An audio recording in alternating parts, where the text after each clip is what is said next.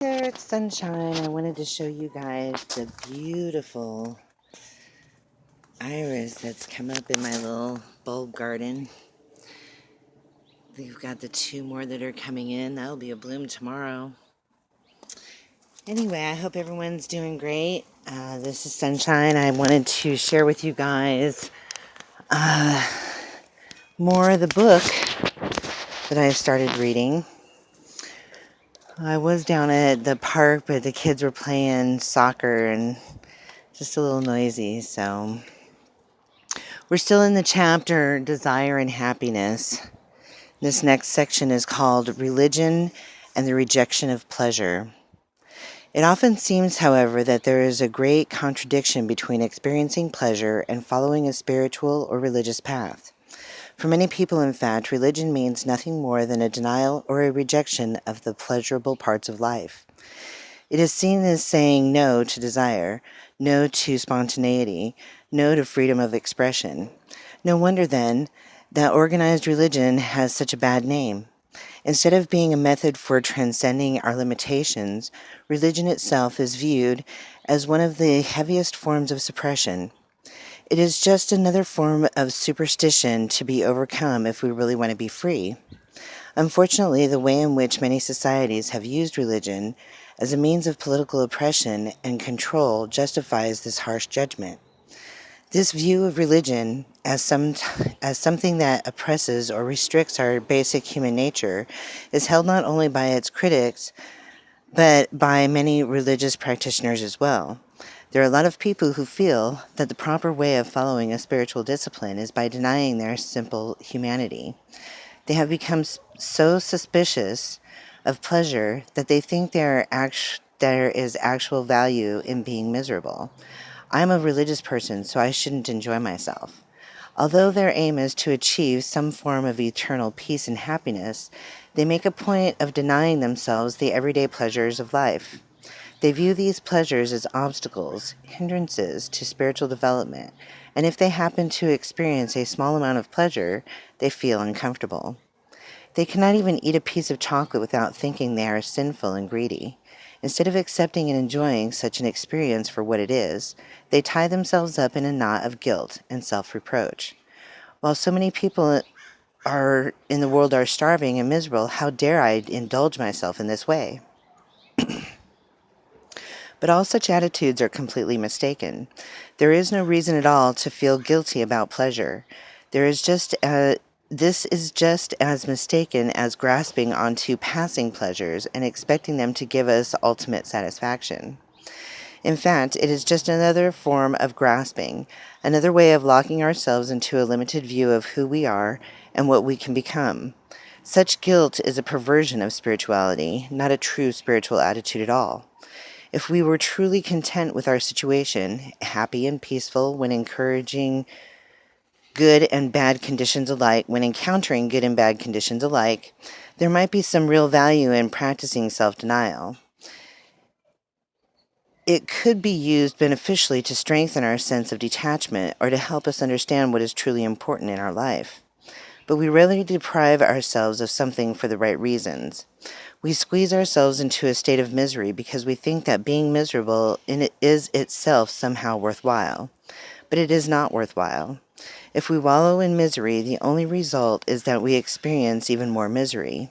On the other hand, if we know how to experience happiness without the polluted attitudes of either grasping attachment or guilt, we can cultivate deeper and deeper levels of this experience and eventually attain the inconceivable happiness of our full human potential.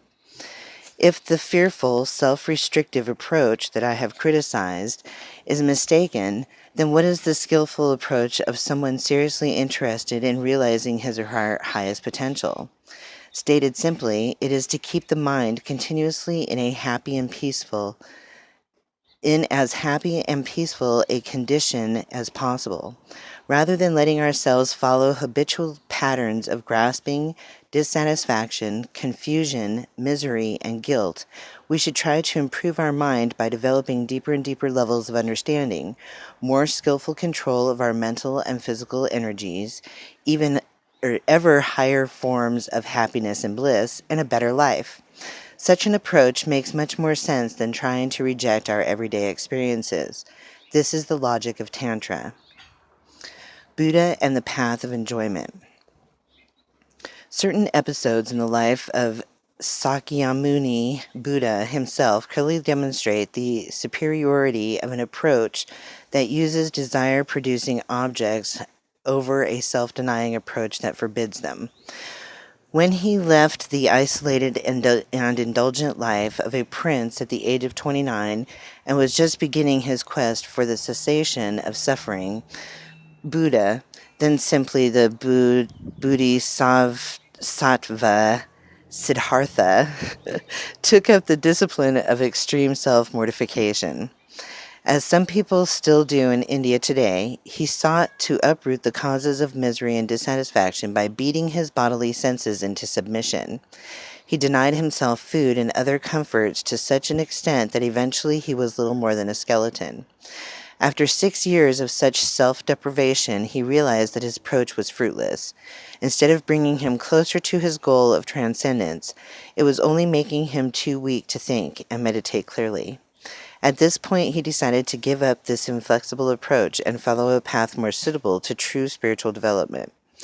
The traditional accounts of his life relate that he broke his prolonged fast with a meal of milk rice offered by a woman named Sujata. The effect this food had on his body and mind was extraordinary. It filled him with strength, clarity, and bliss. This sudden resurgence of mental and physical energy increased not only his determination, but also his ability to gain the full enlightenment that was his goal.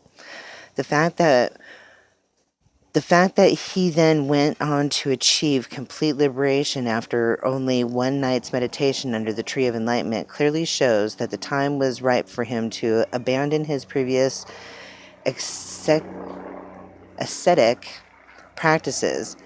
From a tantric point of view, these events show that the path of utilizing pleasure and desire is far more profound and effective than the path of rigid self-denial. Sorry about the helicopter.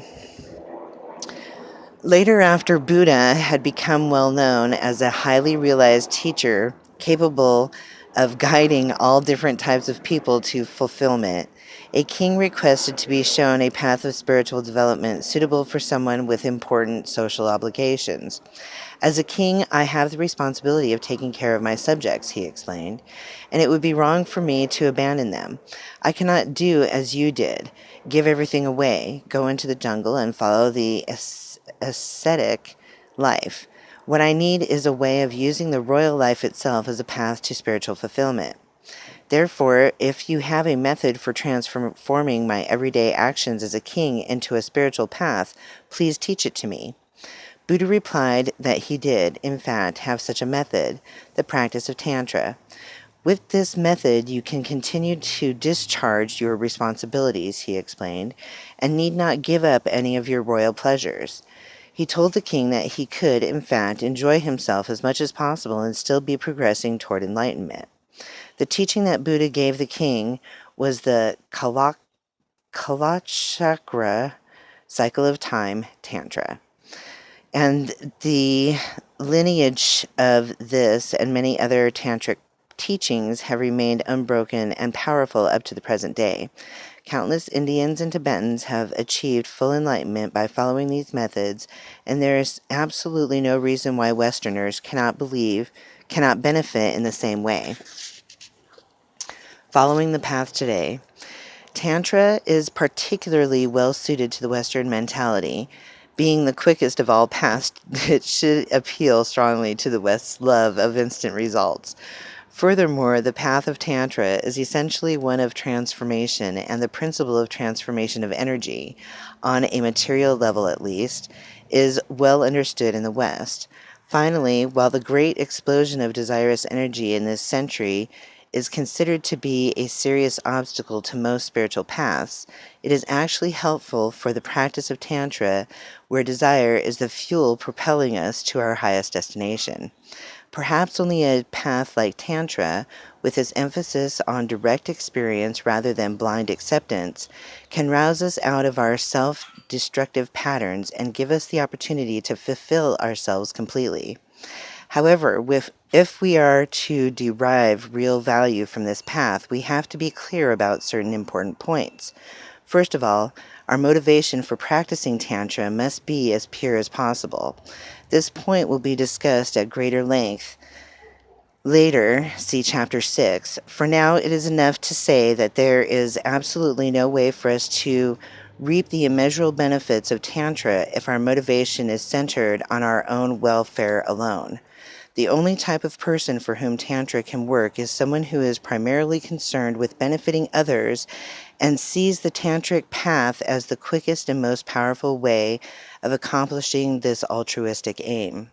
Secondly, we must have the patience and self-discipline to engage in the practices in a well-ordered manner.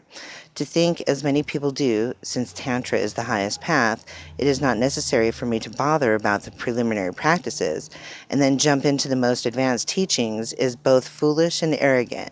It is also very dangerous. Anyone who has such an impatient and unrealistic attitude is completely unqualified to receive instruction in Tantra. Finally, it is very important to be able to differentiate clearly between the essence of Tantra and the culture forms in which it is currently wrapped. What I mean by this is that there is no benefit in a Westerner's pretending to look or act like a Tibetan, or any other Asian for that matter. Learning to say prayers in a foreign language, for instance, is not in itself the way to fulfill our highest human potential. There is nothing of transcending value to be gained from substituting one set of cultural conventions for another. People whose practice remains on this superficial level end up with nothing but confusion, not knowing who they are or what they should do. Of course, during this time of transition, when the Tantric teachings are moving from the east to the west, there is a lot to be gained from the study of the Tibetan language and so forth. But my point is that we should always bear in mind that Tantra is something far deeper than language or custom. What Tantra has to teach us is a way of breaking free from all the conditioning that limits our understanding of who we are and what we can become. If we approach these powerful teachings with clear-sighted intelligence and a strong determination to extract their essence, we can definitely bring to our life the wholeness and inner satisfaction that we all seek. And next time, friends, we will continue on with Chapter 3, Pleasure, Disappointment, and Fulfillment. You gotta love it, guys. Good stuff.